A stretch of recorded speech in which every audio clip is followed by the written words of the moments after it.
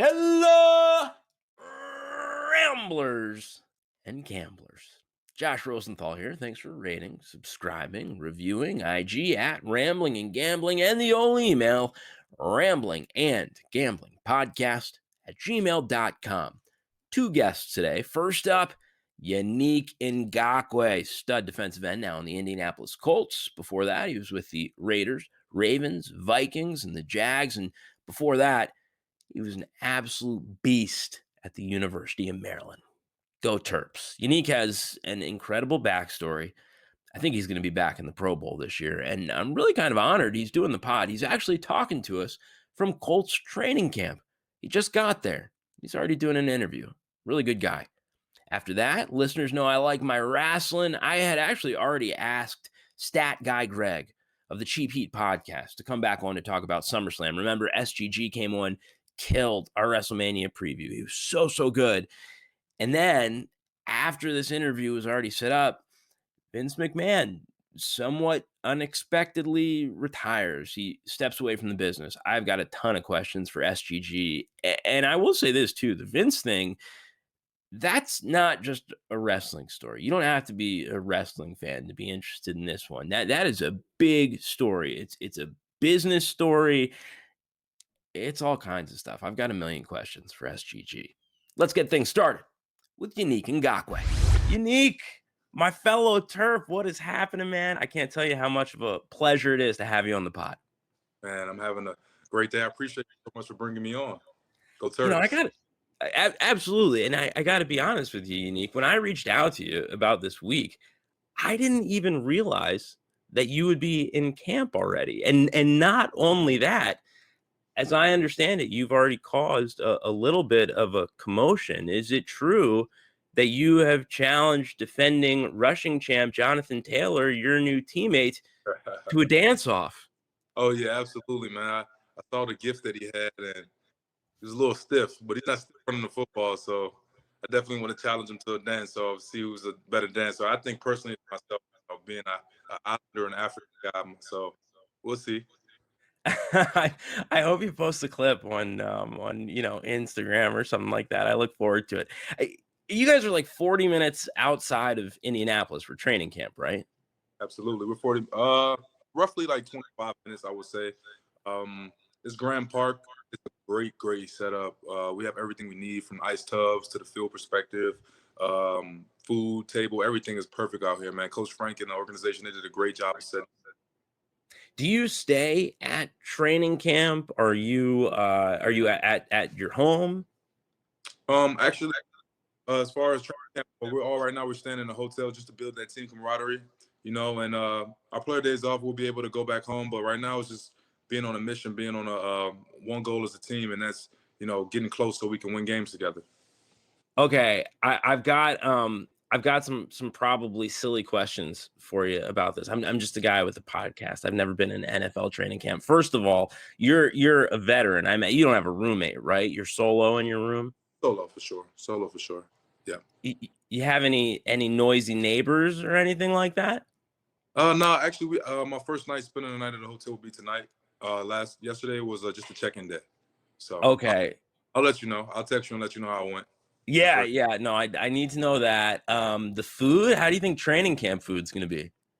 Oh, it was great. The chefs, we brought the same chefs from the facility over to Grand Park. So, it's tip top, making sure guys get their calories in. As training camp, a lot of us shed a lot of pounds just due to all the running and activities or whatever. So they have everything really great and implemented the right way there.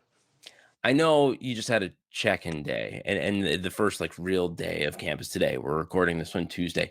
Have any teammates made a really big impression on you yet? And take that anywhere you want to go. Maybe it's because of their leadership. Maybe it's because of their antics. Anybody made a big impression on you yet?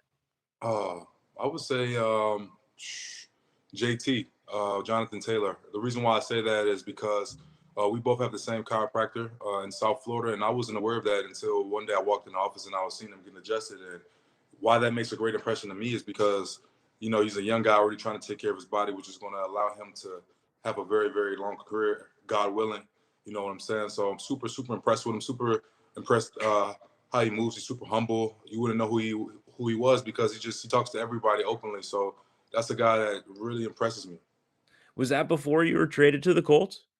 No, this was actually like last 2 weeks ago. You know, we just bumped into each other in South Florida. I was never aware that he trained and lived there in the off season like myself. So just super impressed. And I was always impressed, even, you know, playing against him as an opponent as well, just watching him on tape. So you guys already knew each other. Like when you saw him, was it like, oh my gosh, my new teammate, you're here, or did you have to be like, hey, you remember me? I play on your team now. We already had a great connection from the time I was traded. He reached out and showed love and texted me, so we already built a little relationship. So it was just a little shocker to know that we have similar body workers. It's really, really, really small world, man. Let's talk big picture. Obviously, you're a very respected football player in person. I don't think you get enough respect. Obviously, people know you've been to the Pro Bowl. You were the captain of a playoff team last year. You had 10 sacks. You had a great season.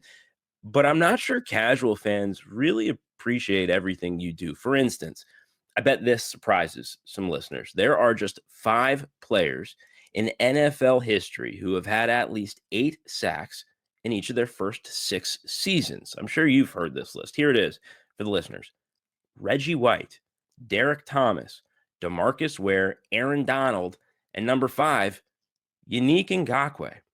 How does a guy on that list end up playing for what will be his 5th team in 7 seasons? I'm not sure. You know, it's all part of the journey that God has laid out for me. I'm super appreciative to, you know, my Lord and Savior. He's the reason why I've been able to be consistent. And the names you've named, those are people that, you know, I aspire to be like. You know, when it's all said and done for me, my goal is to be able to help the Indianapolis Colts get a Super Bowl, many Super Bowls, as many as possible. I know it's hard to do it. At least one while I'm still playing. And also, I want to be in Canton when it's all said and done. I want to get my name engraved in stone. So, you know, it's just a blessing and an honor to be able to be named with guys like that. The Canton thing, I was going to ask you about this later in the interview. Rod Marinelli, one of the most respected defensive line coaches of all time, a guy who's coached, Warren Sapp, Julius Peppers, Simeon Rice. He told you if you keep doing what you're doing, you're going to be in Canton, right? He definitely did tell me that. He was one of the coaches that, you know, allowed me to fall back in love with the game, you know, with so much uncertainty, going from Minnesota to Baltimore and things like that. And then free agency going to Vegas, I was kind of skeptical, you know, about my journey. And he just, you know, always was like a father figure to me. And he was always super honest with me about my film. He never sugarcoated anything. We text to this day. We call each other to this day. He sends me man building quotes to this day to, you know, keep my head straight. So that's a coach that will forever be in my heart. I think people may start to pay even more attention to you this year, in part because of your role on this defense as well. You're back with Gus Bradley. He's the defensive coordinator in Indy. He was a defensive coordinator in Vegas last year, your year with the Raiders, and he was the head coach when you were in Jacksonville. You're going to be in the Leo spot again. Can you explain what Leo is? Oh yeah, for sure. The Leo is the defensive end in a 4-3 scheme that he's a position that allows to just play fast and like full speed. Basically, he's the open side end. So for people that are familiar with football terms, you're the open side end. You go away from the strength, and in certain calls we have, I go to the strength. So you need to be super fast off the edge. You have to have a high motor, quick twitch. You have to be able to be effective on first and second down, as well as third down at that position. So, you know, just being back in the defense that I was drafted to, and being super familiar with, as well as the conference, is a super blessing, huge blessing. And more so than in other, defensive schemes. So, for instance, like when you were with the Ravens, you're kind of running wild here as the Leo in this defense, right? Yes, I feel like with the Ravens was a 34 defense, so it's a super different.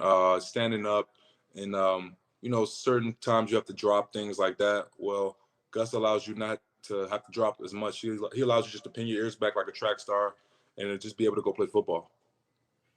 Something you're absolutely incredible with. I read that after you went to the Ravens, that was kind of a little bit of a learning lesson for you in just finding the right fit for you scheme wise. Absolutely, it was definitely a learning lesson. Like I said, my Lord and Savior did everything for a reason. He ultimately brought me here to the Indianapolis Colts, and I'm just super thankful. I'm not too far from my mom and back in a in a conference that I'm super familiar with. Playing against guys that I'm used to playing. So it's just, everything comes back full circle when you just stay patient and keep your faith. So let's talk about that a little bit. Not Yannick, the football player, but Yannick, the person. Back in May, you sat down with Tyler Dunn of the website Go Long for what I thought was an absolutely incredible article. I loved it. I thought it was so cool that you really let people in on who you are as a man. You talked about what was a rough upbringing in D.C. and in Prince George's County here in Maryland. You didn't always know where your next meal was coming from. Your mom worked around the clock to raise you and your brother. You faced all kinds of difficulties, and we don't need to get into specifics here. But Yep. I am curious, how does your background and the difficulties that you have overcome, how has that shaped your career to this point and how you operate today? I think that's a great question. My upbringing and coming from where I come from has allowed me to stay humble. It's allowed me to stay hungry on the field, off the field, and it's also allowed me to use my platform to help people that come from similar backgrounds as myself. So I wouldn't change nothing in my story if I could.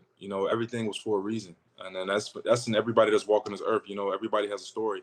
Everything happens for a reason, and I'm just super grateful. My mom is my heart, man. She's my number one. She's the reason why I've made it this far. She sacrificed so much to allow me to be able to play the sport.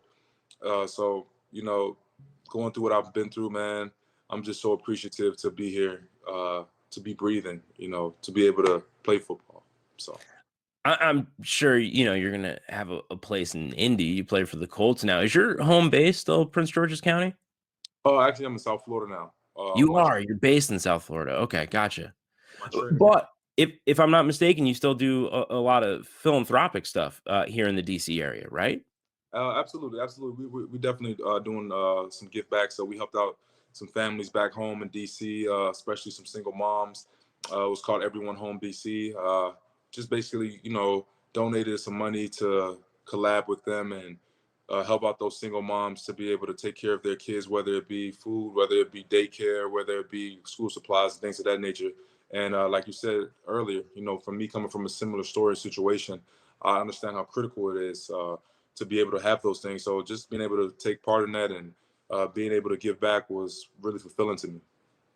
I imagine the transition because I think it's this way for most people, but especially if you come from a difficult background, I bet the transition from home life to college and then to the pros, that's got to be really challenging. Yeah, but it was super challenging. But I would say the one blessing that I had was, being a former Terp. I was only 15 minutes away from mom.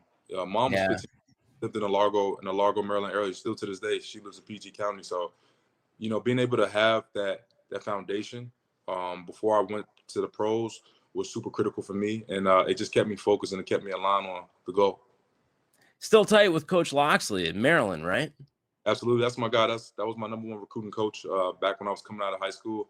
I love the things he's doing, man. He's giving that spice and that swag back to Maryland, man. And I'm super proud of him. I just wish him many more years at that position as the head coach.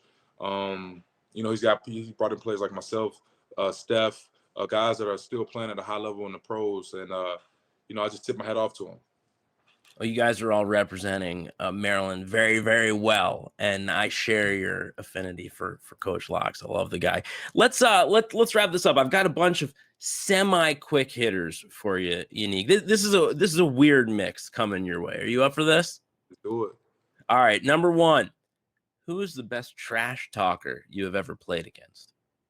The best trash talker I've ever played against. Oh, that's so many, man. So many trash talkers. Uh, that's a great question, man. Who talks the most trash? I would say Taylor Lewan. Left Yeah. Titans talk so much trash. That's my guy. I love him to death. What kind of stuff does he say? Give me an example of some Taylor Lewan trash talk, if you can even say it on here. Some stuff is explicit because we're playing football. But one thing that I love that we both say to each other all the time is that we're the best. I'm the best. You're playing against the best. So I love the intensity that he brings when he's healthy. That's my guy. Yeah, big trash talker for sure. Are you a big talker on the field? It depends. It depends if you take me. If you get me there, I'll talk some trash, but I kind of try to just focus, man, and help lead the defense that I'm on, each and every play. So. Does somebody get you there because they're talking to you? Is it because they're playing well? How does somebody get you there? I feel like somebody will get me there sometimes. I'm a big protector, so if somebody's talking trash to my teammate, I have to have my teammates back, man. I don't like bullies, never did, so I always have their back. I read that you're a music fanatic. What artist are you listening to the most right now? I would say Burna Boy, DeVito, Nari Marley. These are all Afrobeat artists. And who else do I love right now that is really, really good? Those three. Those are the three main artists that I listen to right now. Afrobeat artists, just tapping into my roots. Okay, I like it. Little Maryland question here. You Okay. Cornerstone guy, Bentley's, someplace else, none of the above? None of the above. So I was, fortunate enough to be focused. I wasn't on Route 1 drinking and stuff like that. So I had a girlfriend in college, which allowed me to only do 3 seasons there in Maryland. That kept me focused. It kept me away from alcohol and stuff like that. But it was actually a carry out like Asian style store that's right next to Cornerstone. I'm not sure if you're familiar with it. It's like, I forget what it's called. It's on that same row.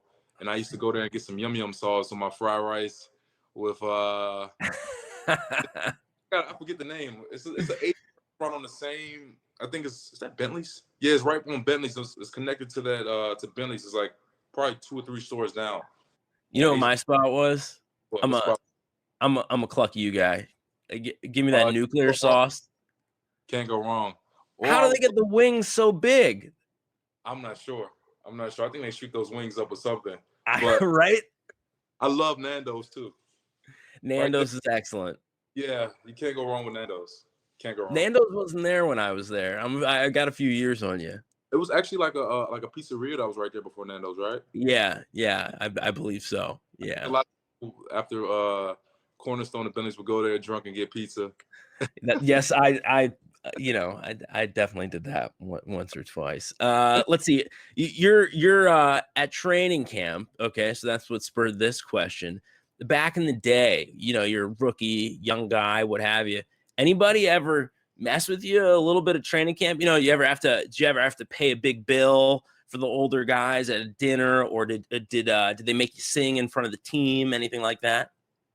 No, actually, but we had my rookie year. We were blessed enough to have we had like a rookie show, so all the attention wasn't just on me. We all had to come out to the front of the team meeting and do different kind of acts and stuff like that. So it was super fun. We had the vets laughing, man. It was a great time, and I feel like we got close as a team that year just based off the rookie show. Because I think my gig was to impersonate or make a slideshow of lookalikes. So that was really funny.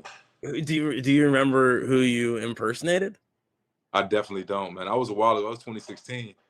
Yeah. I'm pretty sure they still my slideshow was saved of my lookalikes. That was hilarious. Among the cities that you have played in, which one had the best food? Great question. Vegas.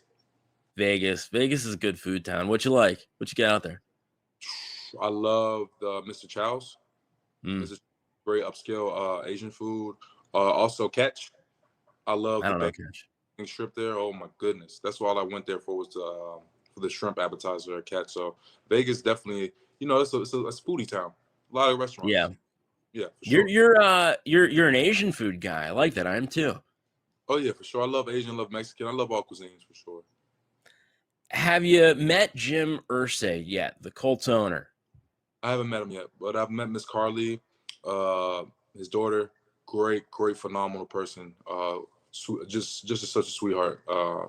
Nothing but respect.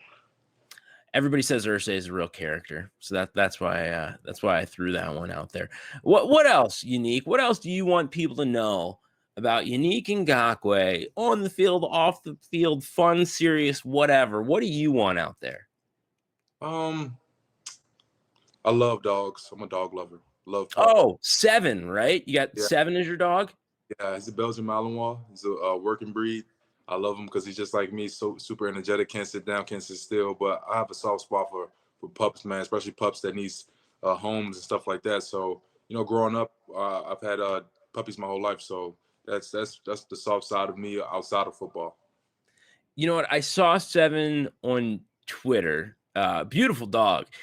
Thank you. I've seen you interact a lot, especially since going to Indianapolis with fans on Twitter. Have you always been like that? Is that something that you're trying to do more of these days?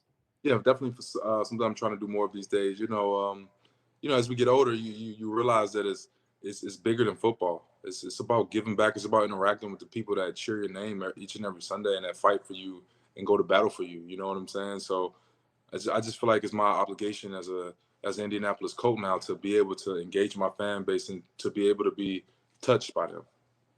Well, it certainly seems to be appreciated. Those Colts fans have loved you so far, and I have no doubt they're going to love you once they actually get you on the field this season. I'm very excited to see what you do as well, Yannick. Anything else you want to get out there? Anything you want to plug? Any of the above?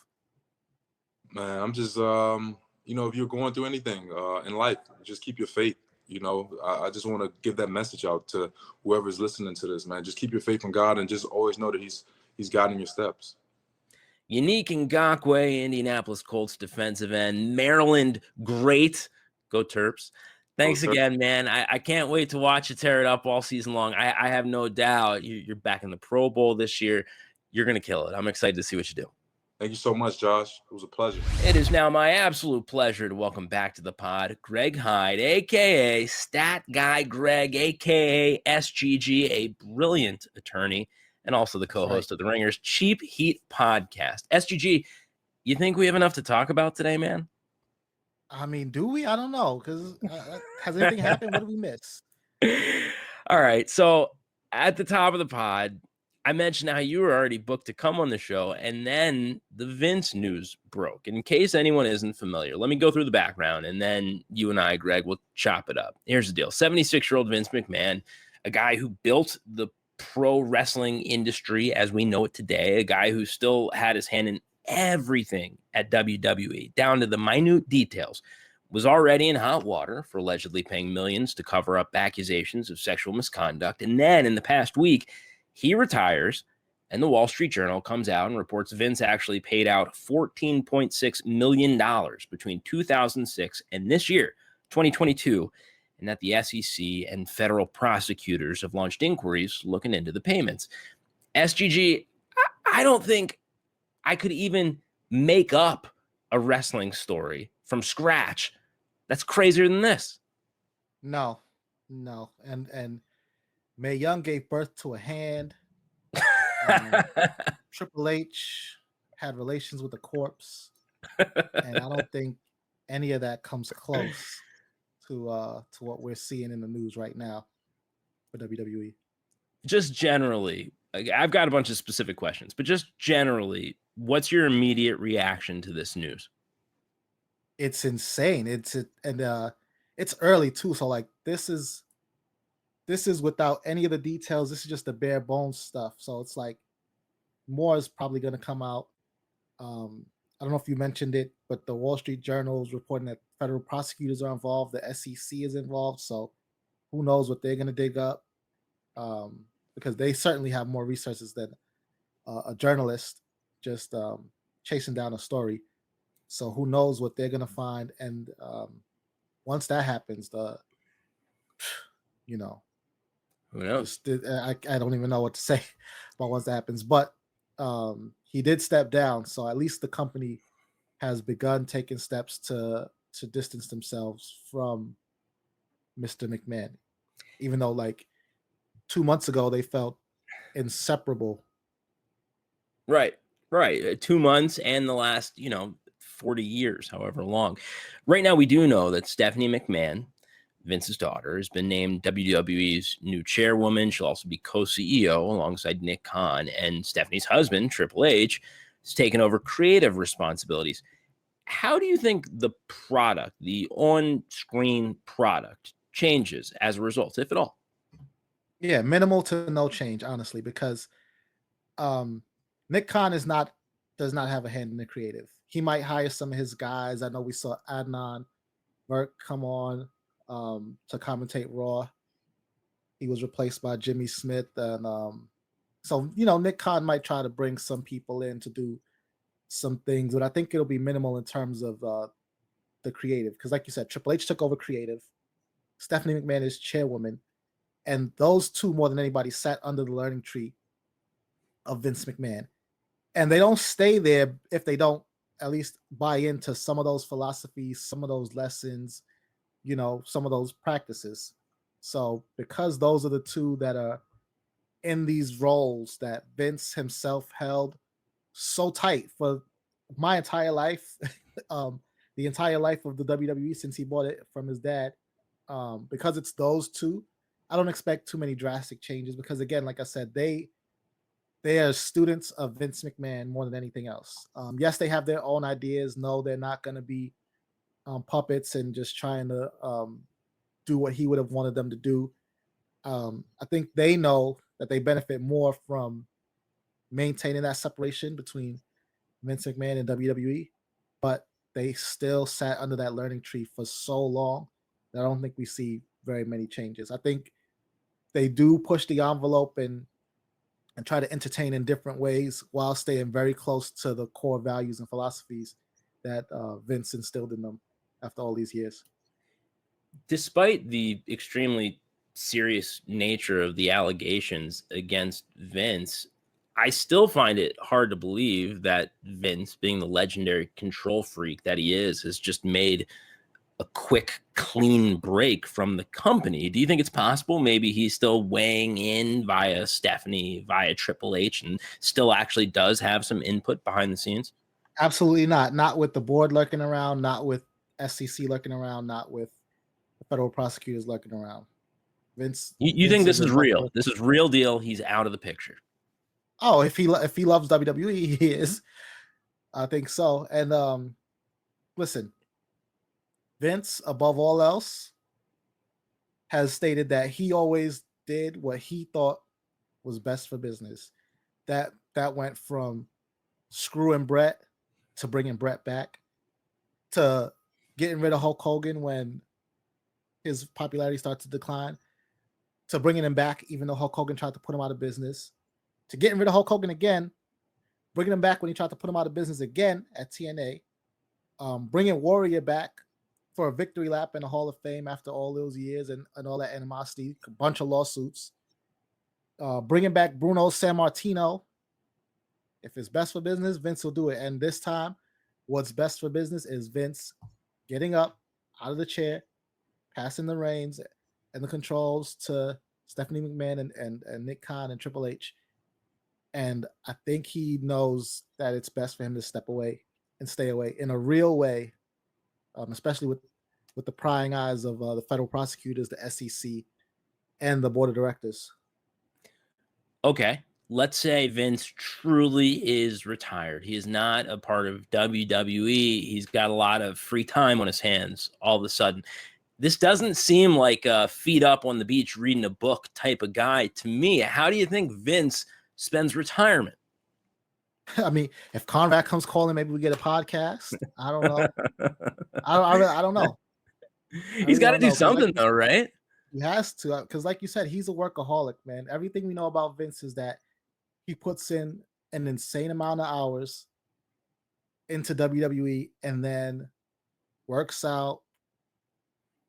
He doesn't even talk about eating. Like, you listen to that interview with Pat McAfee, he was like, I sleep very little. I work out. I'm at work. I'm the first one there, the last one out the door. Work out again. And then the cycle repeats itself. So I don't know what he's gonna do with all that free time, but he's the guy who gave us the Mega Powers exploding and the Boyhood Dream and Ruthless Aggression. He'll think of something. He'll be fine. He'll think of something. Yeah, I'm sure he will. I want to do SummerSlam while I still have you, but before we move on, anything else Vince related, fallout from the Vince decision related that you want to hit?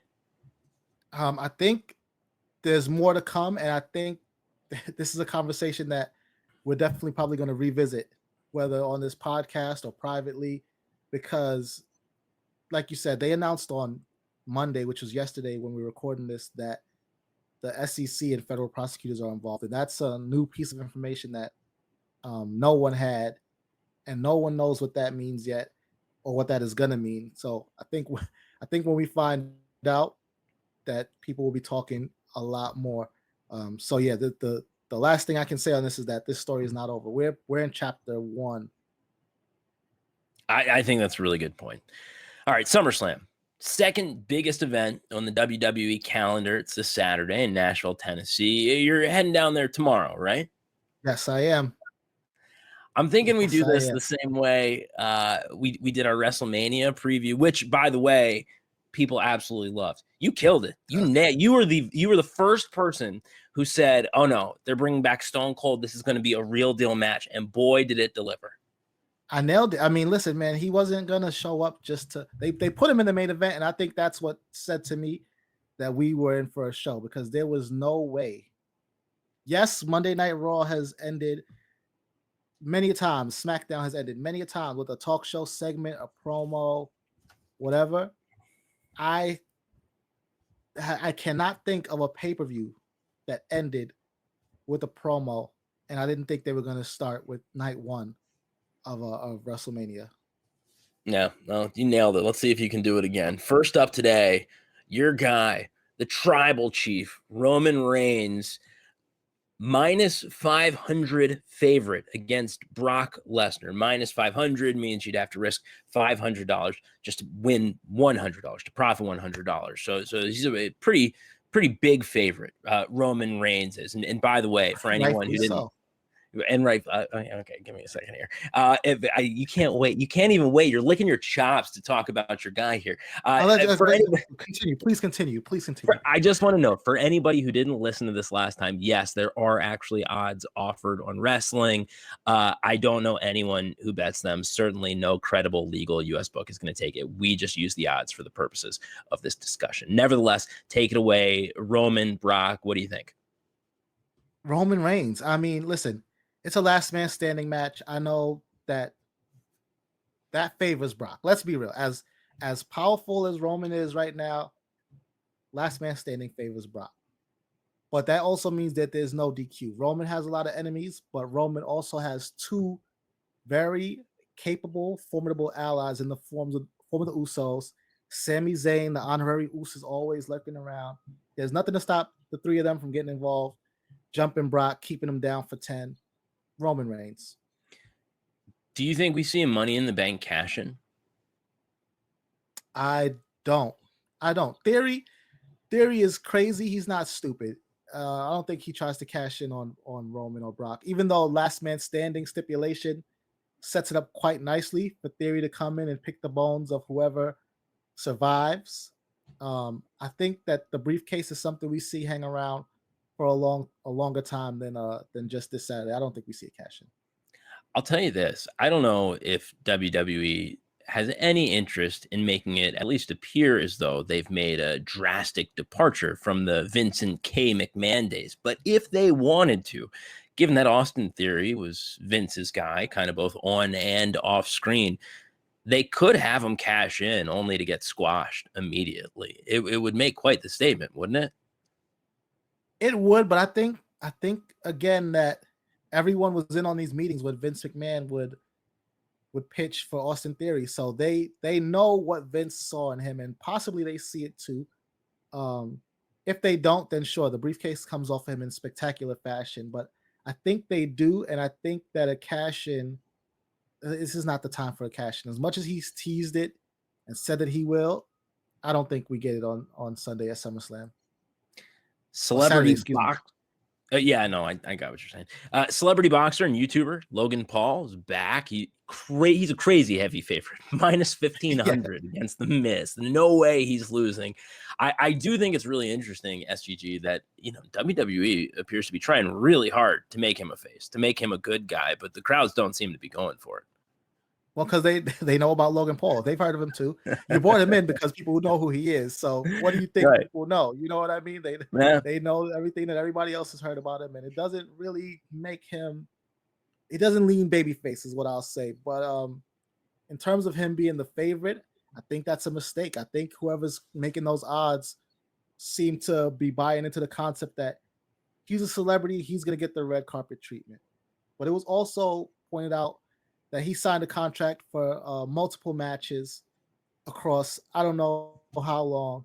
So he's gonna be somebody who pops in and out every once in a while. He's already got the big win at WrestleMania with the Miz.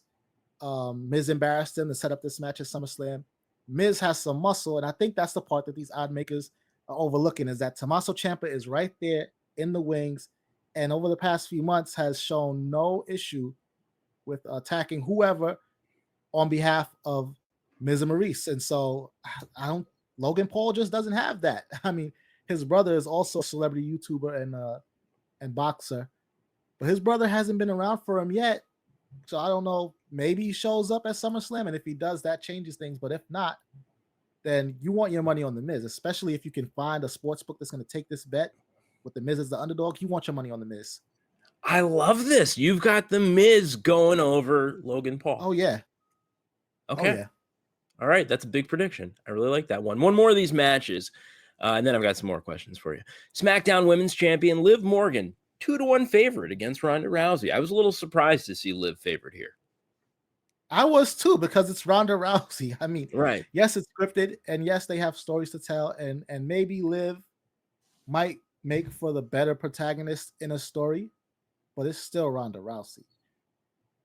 I mean, what more needs to be said about that? You know, if you're betting with your heart, yeah, you want to bet Liv, but it's Ronda Rousey. I mean, I don't know how Liv can pull off a victory in a match where it's not like that cash-in, where she came in after Ronda had already had a hard-fought match with Natty. Her leg was hurt. She's going to get a fresh Ronda face-to-face when the bell rings, ready to go. And much as I like Liv, I don't know if she can handle that. And I think for storytelling purposes, last year we had a beloved champion lose their title to a superstar, a megastar who a lot of people didn't think needed it, only to have that person emerge even higher up the card. I'm talking about Bianca Belair losing in 26 seconds to Becky Lynch. So, hey, maybe Liv loses her championship to Ronda Rousey, goes on to bigger and better things. And if you look at the women's division, honestly, it's worked out great for a lot of people. That's what happened with Becky Lynch. She was in a championship match, lost to Charlotte. I think it was also the SmackDown championship, SmackDown Women's Championship.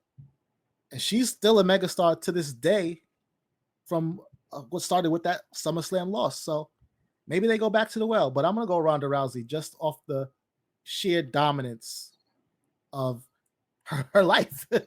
That's what she does. She beats people up, man. I like that because, like you've mentioned, we've seen this before. The faces get the win at WrestleMania. The heels go over at SummerSlam, right? Isn't that the age-old? Yeah. And okay. then everybody goes on to just print money, rinse and repeat. What's your pick for match of the night? Rollins Riddle is on SummerSlam, and I'm gonna have to go with them just because Seth is operating at a high level, and Riddle is a kid who he has it. He showed it with the RK Bro. He showed it in NXT, and now that they're moving him up the card, there's no title on the line for this match. They've done their best to make it sort of a grudge match, a blood feud to give it some heat. But I think it has the heat, and I think it is going to deliver once that bell rings, because these are two just extremely talented performers, extremely talented. So they're going to be the match of the night, especially if you're looking for a match that, you know, there's no title, there's no other stakes other than skill and bragging rights to see who's actually the better man. This is the match you want to watch. What do you think about SummerSlam being held in July this year as opposed to August, as it usually is? It's weird for sure. It definitely threw off my schedule, but I mean, it frees up our August as wrestling fans, and you got to think too, with the new regime in place.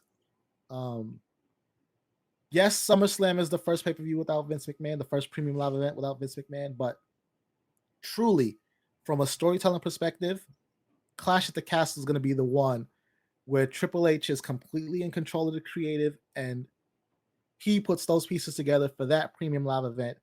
And for him to have all of August to play with, it really worked out for him in a major way, because then he has every Raw, every SmackDown in August to set Clash of the Castle up quite nicely. And it starts this Friday at SmackDown because the winner of Drew versus Sheamus is going to go on to face whoever wins the World Championship match at Clash of the Castle. I wonder if it affects ratings because July, I think more so than August, is still prime vacation time. I'm going to be on the road. I'm going on vacation with my family. I'm going to do everything I can to still get SummerSlam. I will get SummerSlam once. So some way. I'm not missing SummerSlam. But I wonder if there are going to be fewer people than usual as a result of it being in July as opposed to August. Fewer people watching or fewer people in attendance? Fewer people watching from home. I mean, this is the benefit of having it on Peacock, right? This is the same benefit with the WWE Network. I don't think they've concerned themselves with pay-per-view buys or even with people necessarily watching live, because once the show airs, you can instantly go back and watch it and pull it up on Peacock at your leisure. And WWE has been a huge performer for Peacock. So NBC Universal's happy. Whether we watch it live, whether we watch it after the fact, as long as we watch it. And WWE is going to be happy because I think even if a ton of people aren't watching live, and I don't even know what number would make sense to throw out there, even if, let's say, 1 million people or whatever aren't watching live, it's still going to be driven on social media, which is they're making a huge push towards that and emphasizing that. And I think we still see people on Twitter talking about it. I think we still see clips floating around. I think we still see pics and things get posted on Instagram. I think we still see that SummerSlam hashtag go viral and trend. And so I think as long as those things happen, they'll be happy because they know better than anybody, because they seem to have been the best prepared for it.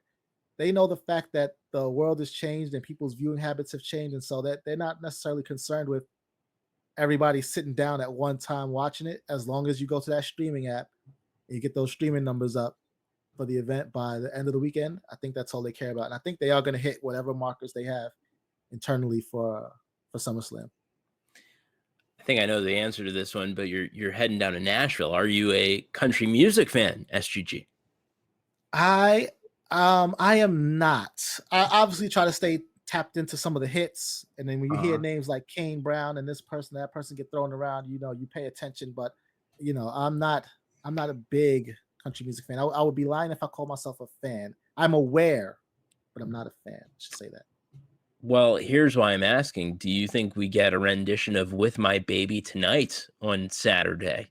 The old Double J Jeff Jarrett single. Listen, I think it's a must. I don't think the Road Dogg is with the company. So I don't think so either. That might complicate things a little bit. But like you said, man, when we first heard "With My Baby Tonight," that was a Jeff Jarrett song. So maybe we do get "With My Baby Tonight," Jeff Jarrett, at least a performance at some point during the weekend.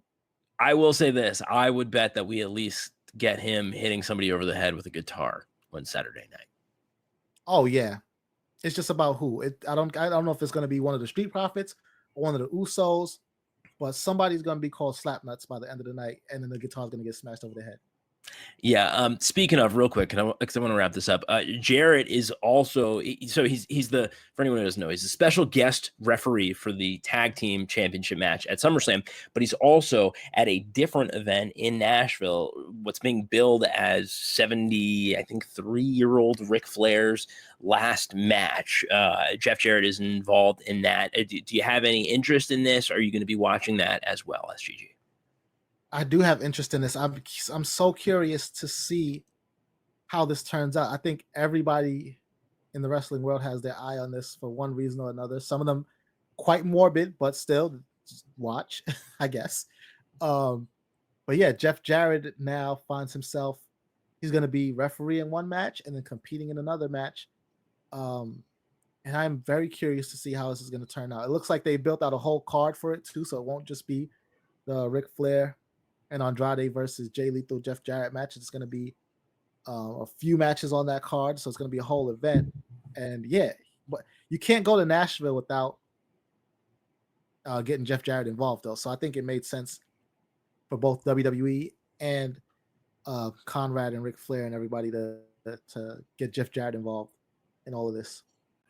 I know you're going to be busy this weekend. Where can listeners find you? Plug away, man. What is SGG doing all weekend long? So I'm going to be in Nashville. I'm going to be around. So I believe WWE has a superstore, like an access type of deal going on in Nashville. You might find me there Thursday and Friday, maybe even Saturday. Ring of Wrestling show. Obviously, follow us on Spotify. We're on Apple too, but the checks say Spotify, so please listen to us on Spotify. You can find Cheap Heat there. You can find Masked Man Show, Mac Mania. So yeah, just subscribe on Spotify, and you'll get us every week. You'll hear some bonus content that we have coming out this week. So yeah, look out for that. Gonna get some interviews from all three of those shows, exclusives with some of your favorites. That's all I'm gonna say. That's all I can say right now. So the weekly episodes should be out by the time you hear this, and then by the time SummerSlam rolls around, there's gonna be some exclusives there for you. There'll be a post show after SummerSlam. You'll get our live reaction. So if you haven't subscribed to the Ring of Wrestling show feed on Spotify and other places too, but please on Spotify by now, this is the week that you want to do it, because we got a lot of content coming. All right. I love it. That was a very pro wrestling tease. You will be there. Oh yeah, you will be doing podcast with a special to be determined guest from parts unknown. I like it. Good sell. Yes, the guests have been determined in the book. You know what I'm saying? It's booked. It's booked. You're just not telling us yet. Exactly. I'm with you, man. I'm with you. I like it. I'm looking forward to it. Stat Guy Greg, aka SGG, aka Greg Hyde, co-host of the Cheap Heat podcast, Ringer, Spotify, a guy we are always overjoyed to have on the Rambling and Gambling pod. Have fun in Nashville, man. Thank you, man. Thanks for having me. Always. There it is, ladies and gents. Episode 51, I think, in the books. Thanks to Yannick, thanks to SGG, thanks to producer Parrish. We'll be back next Wednesday. And as always, thank you for rating, subscribing, reviewing, IG at Rambling and Gambling, and the only email, ramblingandgamblingpodcast@gmail.com.